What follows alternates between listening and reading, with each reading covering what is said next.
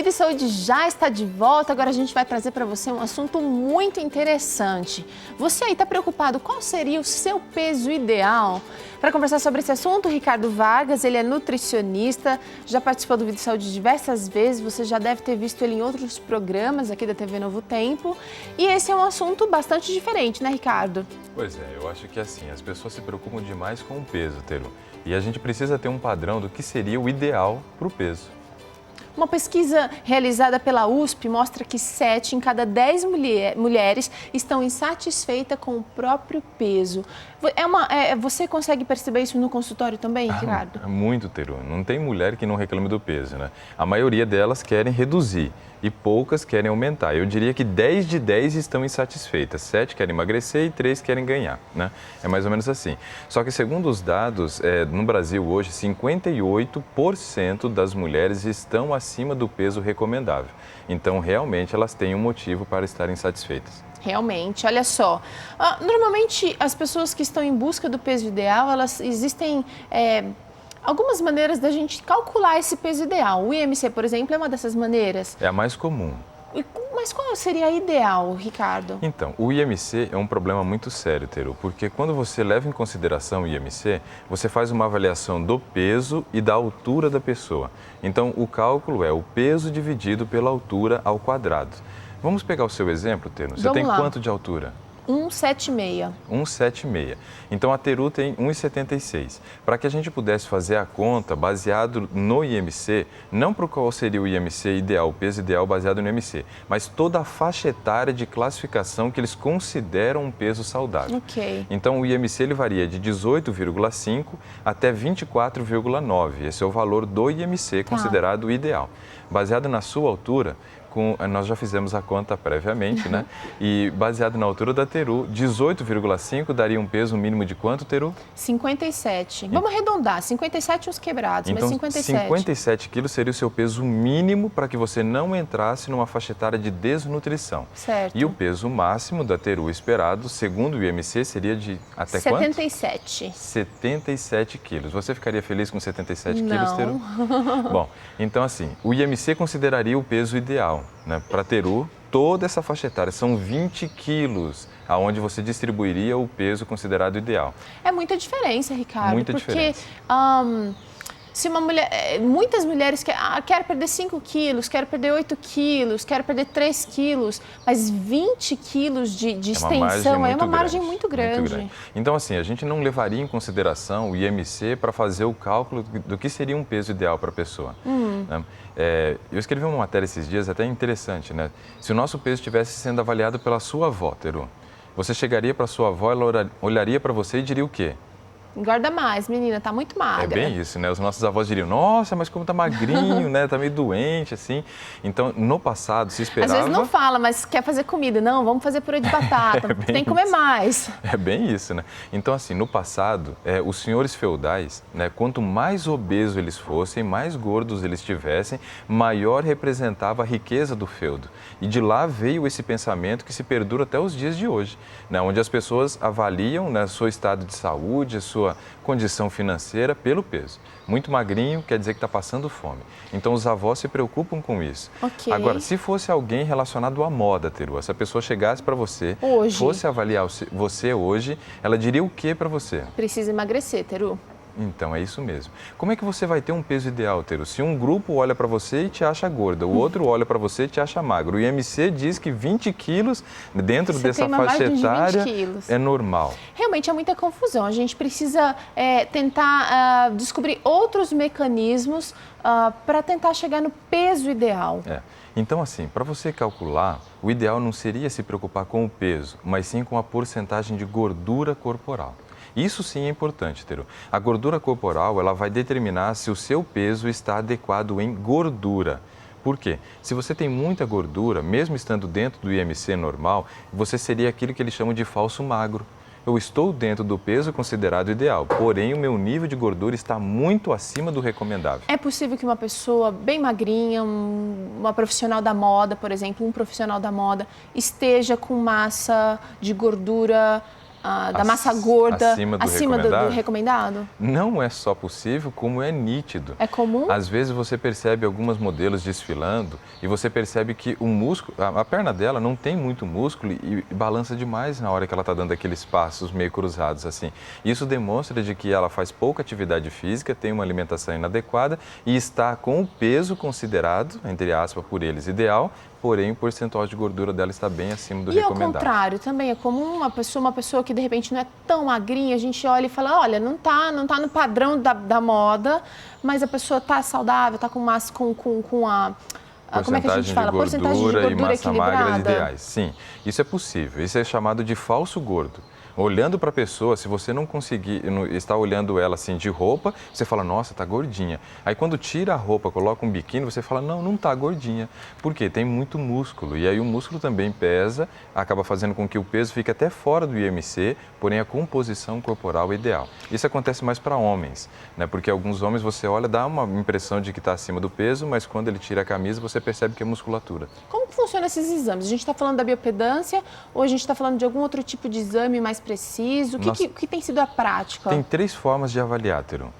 Você tem as dobras cutâneas, que aí você vem com adipômetro e vai medir as dobras, né? E esse daí seria considerado um padrão bronze, na escala ali de 1 a 3, né? Ele seria o número 3 ali. O padrão prata é a bioimpedância, onde ela consegue determinar a porcentagem de gordura por um exame, onde você tem uma corrente elétrica que passa pelo corpo. E a dificuldade dessa corrente elétrica ser transmitida, baseado num cálculo, você consegue determinar o percentual de gordura. Dá para descobrir o quanto que a pessoa bebe de água, se ela está com consumo de água adequado, se ela está com... Também, porque avalia a hidratação. Certo.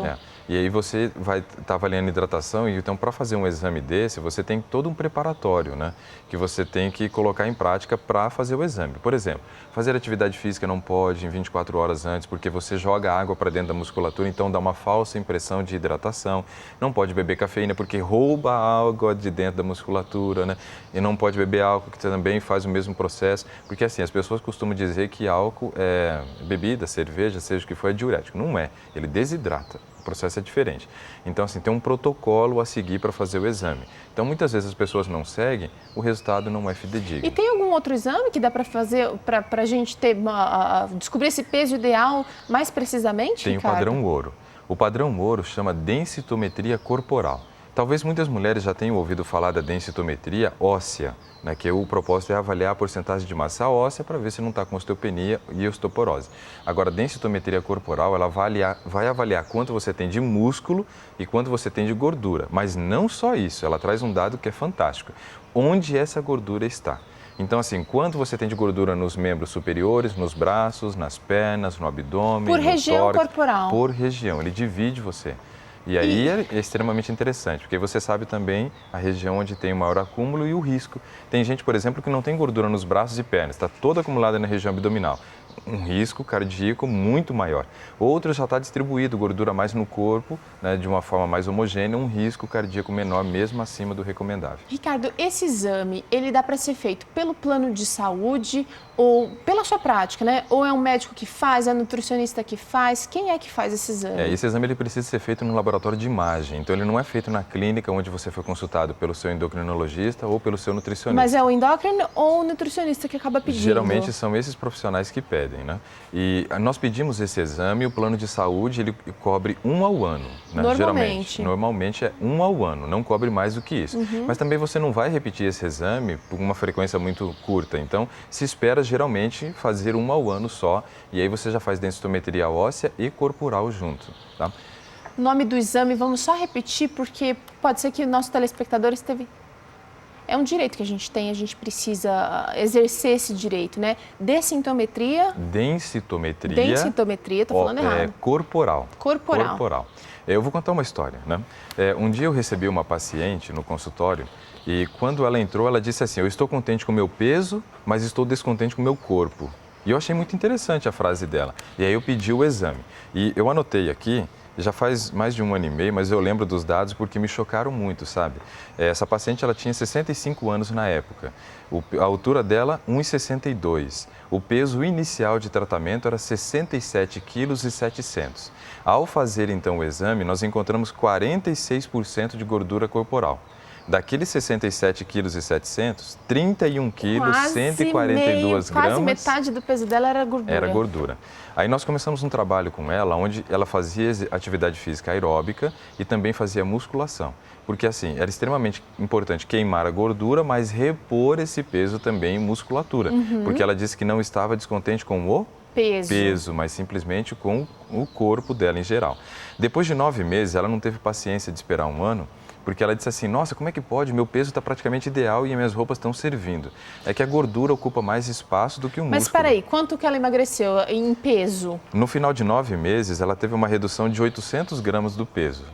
Só isso. E ela estava feliz? Feliz, extremamente feliz. Por quê? Ao fazer o exame, os resultados foram o seguinte. A gordura que era 46 caiu para 32%. 32. E tinha antes 31 quilos de gordura, caiu para 21 quilos de gordura. Olha então, só, isso quer dizer, boa mudança. O peso praticamente não mudou, foram 800 gramas. Então, quer dizer que ela reduziu 10 quilos de gordura e ganhou no lugar 9 quilos e 200 gramas de músculo. Como o músculo ocupa menos espaço, né, aí ela acabou ficando muito feliz com o resultado.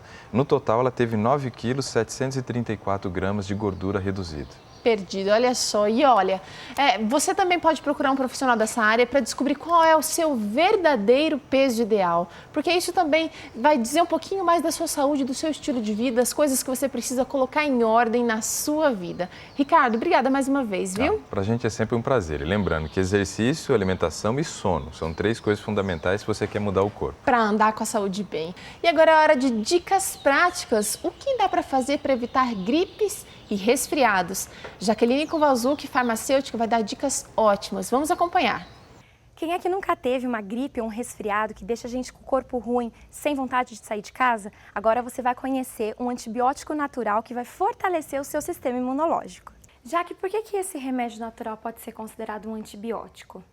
Porque ele reúne propriedades extraídas das plantas. Na verdade, ele já vai extrair preparando os elementos ali para combater gripes, resfriados, dor de garganta.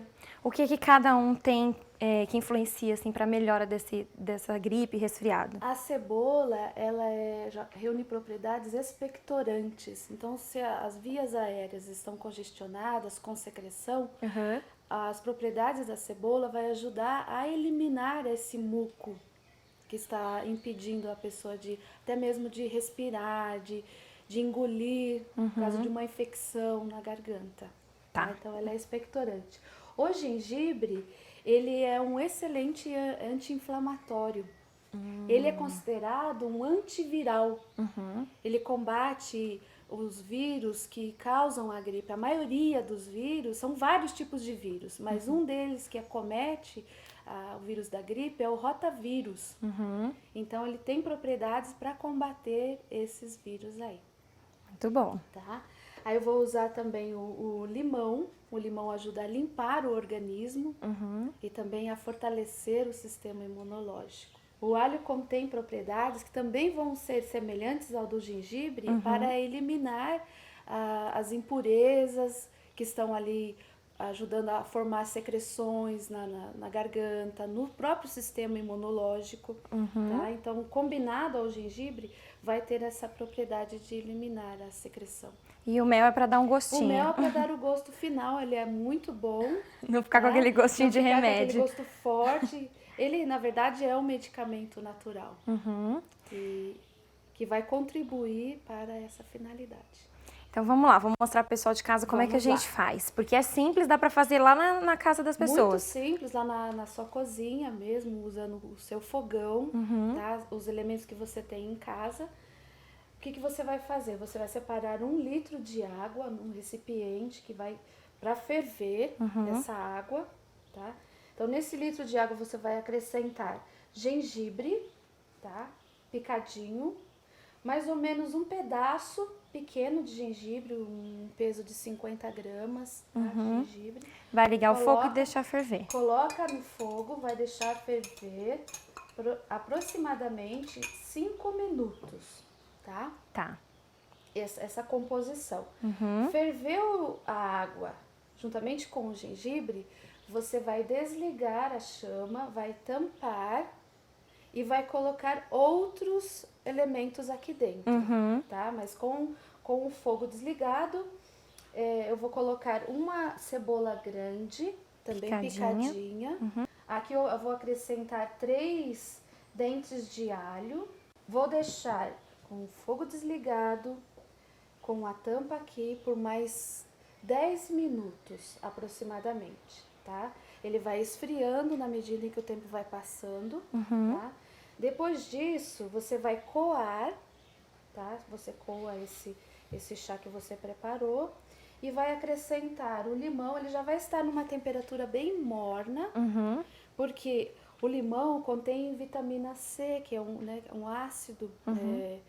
Ele perde as propriedades quando a temperatura da água está muito elevada. Então, numa temperatura mais baixa, tem que ser mais morno. Ele vai reunir as propriedades, vão concentrar. Quanto de limão? Um limão inteiro. Suco de um limão. Tá? Reuniu, depois que filtrar, aí ele vai ficar assim, ó, depois de coado. O limão coloca só depois que coar. Com essa coloração. Então, vamos fazer o seguinte. Vamos colocar ele aqui. E vamos acrescentar o limão nesse aqui. Tá? Esse não está com o limão. Vamos acrescentar aqui. Mexe até ele dissolver. E aí finaliza com o mel. Eu vou finalizar com o mel. Com uma colher de mel ou a quantidade a gosto. Até dar um sabor adocicado ao xarope, ao chá. Ao chá.